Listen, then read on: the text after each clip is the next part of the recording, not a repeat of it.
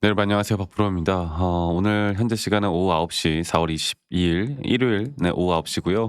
예, 내일장부터가 저는 가장 중요할 거라고 봐요. 우리가 지금까지 뭐 전쟁 리스크다 보다 이런 이야기들이 계속 나오면서 시장이 약간의 좀 약세를 보이긴 했지만 그래도 두산 에너빌리티 같은 경우는 어느 정도 이 고점 단계에서 이 주가에 대한 방어는 계속 잘 해 줬다고 봅니다. 그런데 협상이 결렬됐어요. 네, 결렬됐고 휴전 상황이 앞으로 조금 더 지속될 만한 상황이 나왔습니다. 뭐 결렬됐던 내용들에 대해서는 지금 막 여기서 뭐 이 미국 입장이 이렇고 이란 입장이 이렇고 이런 거는 중요하지 않은 것 같으니까 이런 거는 제가 나중에 따로 좀 정리를 해 보도록 하고, 어쨌든 결론은 이번엔 결렬이 됐고 휴전 상황이 연장됐고, 그리고 이 휴전 상황이 연장됐다라는 게 결국 결렬돼서 연장되는 건 이게 중간중간 또 군사적인 형태가 또 나타날 수 있다는 거거든요. 그러니까 이 군사적인 위기감이 다시 한번 돌 수 있는, 그래서 시장은 일단 실망을 했고, 그리고 주식시장은 다 멈춰 있기 때문에 이 비트코인이 먼저 하락세가 크게 나왔습니다. 언제쯤 끝나나, 도대체 언제쯤 끝날 수 있을 것인가, 이런 걱정이 또 많으신 분들이 많을 텐데, 제가 오늘 그래도 여러분들 뭐 이것 때문에 내가 무서워서 매도를 한다, 절대 이렇게 생각하시면 안 되고, 앞으로 우리가 주가에 대한 방향성, 또 두산 에너빌리티가 다시 한번 올라올 수 있는, 또는 고점에 대한 매도를 내가 어디서 해야 될까? 주가는 그럼 조정 뒤에 여기 구간은 과연 내가 매도 구간일까 매수 구간일까? 제가 시장 측면과 또 기술적인 분석들을 좀 같이 이야기해 드리도록 하겠습니다. 여러분 영상 끝까지 꼭 시청하시길 바라겠고요. 그리고 구독과 좋아요 한 번씩만 눌러주세요. 네, 구독, 좋아요 눌러주신 우리 시청자분들, 구독자분들 앞으로 더더더 좋은 일들 가득할 겁니다. 네, 구독, 좋아요 한 번씩 꼭 눌러주시길 바라겠고, 제가 한 가지 이야기 드리고 싶은 거는, 뭐 글로벌 시장이 일단 뭐 빅테크 기업들이나 이런 AI 쪽으로는 분명 큰 상승이 나왔어요. 나스닥 시장, 반도체 지수가 주말간 끝났던, 그리고 나스닥도 소폭 상승을 했습니다.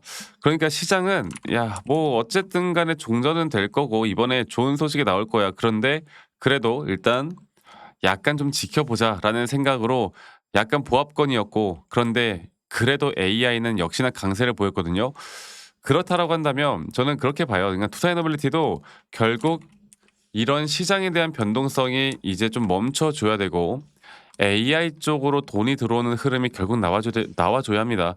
저는 원전 섹터도 여러분들 크게 봤을 때 AI 섹터에 포함된다고 말씀드렸죠. 그리고 또 우리나라 시장에선 이런 원전, 그러니까 크게 봐서 전력 쪽이라고 할게요. 전력에 우리 또 신재생 에너지, 원전 뭐 여러 가지가 있으니까.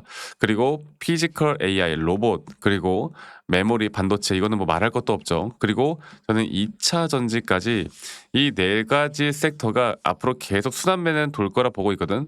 그래서 어느 정도 좀 시장이 조정을 받는다 하더라도 다시 한번 올라올 수밖에 없다고 말씀드렸는데, 그 와중에 저는 두산 에너빌리티가 이 정도면 정말 방어를 잘 해줬다. 아직까지 고점 단계잖아요. 사실 우리가 차트를 좀 더 크게 보면 이 주가 여기 가격은 아직도 이 고점 단계에서 계속 주가 방어를 해주고 있는 겁니다. 자, 그럼 우리가 그래도 두산 에너빌리티가 그럼 만약에 올라온다라고 했을 때 어떤 시그널을 보고 판단해서 우리가 매도할 것인가, 이게 또 가장 중요할 거고, 지금은 뭐 두산 에너빌리티가 어떤 수주를 이제 갖고 어떤 재료가 있고 앞으로 어떤 좋은 소식들이 들려올 거고, 이건 그렇게까지 중요하지 않고요. 또 뭐 외인이 사고 기관이 사고 뭐 개인이 팔고 또 신용 잔고가 늘어나고 공매도 잔고가 늘어나고 이런 건 그렇게까지 중요하지 않아.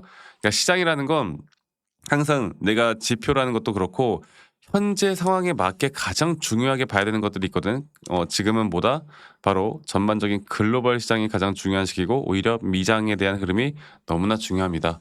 자, 그래도 우리가 사실 투자이너빌리티 같은 경우는 예전보다 좀 인기도가 떨어진 것도 맞아요. 왜냐하면 단순 테마적, 그러니까 건설 테마나 방산 테마나 이쪽으로 이 전쟁 리스크 때문에 돈들이 많이 쏠려 있거든. 그런데 그렇다 하더라도 이 종목을 메이저 수급들이 강력하게 매도하지 않았다라는 겁니다. 거래량이 줄었다라는 건.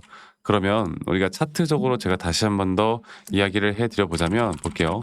두산 에너빌리티 같은 경우는 제가 저번에도 항상 이거를 거의 몇 개월째, 1년 가까이, 예전에 작년부터도 말씀드렸던 것 같아요. 우리가 두산 에너빌리티가 초창기 처음 시작을 할 때부터 하나의 임펄스 파동 고점 조정 뒤에 또 여기 라인을 닿을 때마다 반등, 반등, 반등하면서 제대로 된 반등이 이번에 제대로 나와주고 있고 저는 장기적인 파동에 따른 하나의 임펄스 고점이 이제 형성되는 과정 중에 올라오고 있다.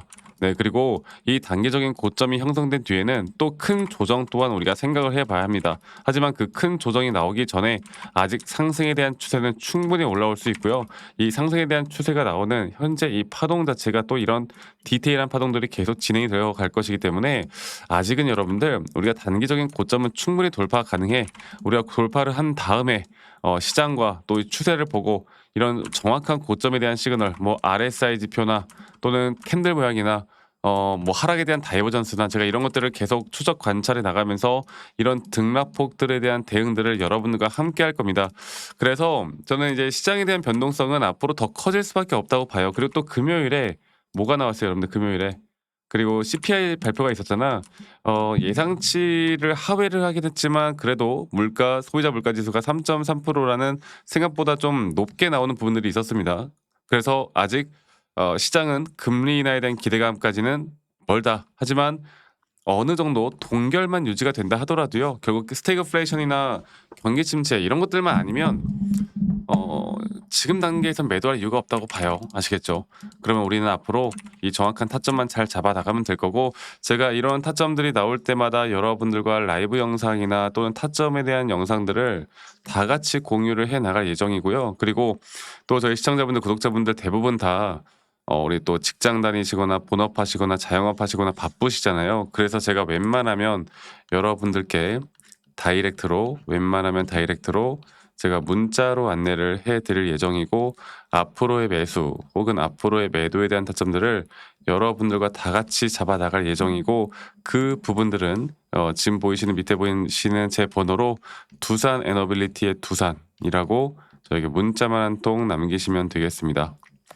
아시겠죠? 저는 이제 다음 주 내일부터가 가장 중요하다고 생각하기 때문에 부산이라고 문자 남기시는 거 잊지 마시고 많이 꼭 참여하시길 바라겠고요. 그리고 제가 문자 남기신 분들 한 분도 빠짐없이 다 소중하게 저장을 좀 해 놓을 거고 제가 일괄적으로 안내를 해 드릴 거예요. 그리고 이러한 타점들이 분명 우리에게 더 여러분들에게 도움이 될 수밖에 없다라는 거 제가 좀 자신 있게 말씀을 드리고 가끔 저한테 문자 남기실 때 막 기프트콘이나 선물 같은 거 보내시는 분들이 꽤나 많으신데 제가 이런 거 받지 않습니다. 대신 여러분들의 구독과 여러분들의 좋아요가 저에게 또 가장 큰 힘이 되기 때문에 구독과 좋아요 한 번씩만 눌러주시는 거 잊지 마시고 많이 꼭 참여하시길 바라겠고요. 그리고 아니 너가 뭐 그렇게 또 타점을 잘 잡으면 너 혼자 하면 되는 거지 왜 이런 걸 다 같이 공유를 하느냐 이렇게 말씀들을 많이 하시는데 여러분들 저는 혼자 너무나 잘 하고 있고요. 저는 미증시나 또는 코인 시장이나 전반적인 시장을 항상 공부하고 있고 이렇게 시장을 공부하다 보면 개별적인 종목들에 대한 타점들을 잡아 나가는 게 어렵지가 않습니다. 저도 마찬가지로 주식 초보 시절에 정말 많은 우여곡절들이 있었고 뭐 남들 따라서 매수도 해보고 남들 따라서 매도도 해보고 남들이 좋다고 하는 거 나쁘다고 하는 거 뭐 뉴스 기사만 맹신해 보기도 하고 정말 재무제표 혹은 뭐 커뮤니티 이런 것만 보고 따라가다가 정말 많은 손실을 봤어요. 근데 제가 이러한 것들을 극복할 수 있었던 건 첫 번째로도 항상 시장을 공부했던 거, 두 번째로 나만의 기준과 원칙을 지켜 나갔던 거 이게 저에게 가장 중요한 부분들이었고요. 앞으로도 여러분들과 이런 부분들을 함께 계속 같이 만들어 나갈 예정이니까 많은 분들 꼭 참여하셨으면 좋겠다는 말씀 제가 한 번 더 드리겠고 그리고 제가 여러분들에게 한 가지 더 좀 이야기해 드리고 싶은 게 이제 우리가 두산 에너빌리티 앞으로 타점 이후에 우리가 또 주목할 만한 종목들이 뭐가 있을까를 고민해 보면 저희 현대모백스라는 종목을 볼게요. 이 현대모백스라는 종목을 보면 이게 단기적인 저점이 깨지고 난 뒤에 다시 한번 반등이 나오는 그리고 여기 저점이 깨지는 라인은 우리가 매도 구간이 아닌 무조건 매수 구간이었다라고 이야기를 해드렸던 거 기억하실 겁니다. 그리고 저는 아직까지도 충분히 올라올 만한 자리 물론 이 결렬에 대한 내용들 때문에 한번 하락할 수는 있겠지만 적어도 이 라인은 매도 구간이 아닌 매수 구간이라는 거 그리고 앞으로 우린 이런 중요한 타점들을 계속 추적 관찰을 해 나가야 되고 돈이 들어올 만한 섹터가 무엇일지 또 이런 섹터들 안에서 우리가 어떤 종목들을 계속 추적 관찰을 해야 될 것인지 또 이런 종목들 안에서 우리가 어떤 종목을 또 매수에 대한 시그널을 또 어떤 종목들을 알아가야 할 것인지에 대해서 계속 여러분들과 공유를 해 나갈 거예요. 그래서 이런 걸 우리가 또 히든 종목이라고 하죠. 여러분들 이런 종목들에 대한 내용들도 저와 함께 같이 공유받고 싶으신 분들은 밑에 있는 번호로 저에게 히든이라고 네, 문자 한 통 남기시면 제가 이러한 부분들도 저희 시청자분들, 구독자분들과 함께 도움을 드리도록 하겠습니다. 아시겠죠? 이거 꼭 기억해 주시길 바라겠고 저는 여러분들 앞으로 더 좋은 영상으로 또 인사드리도록 하겠습니다. 네, 주말 마무리 잘 하시고요.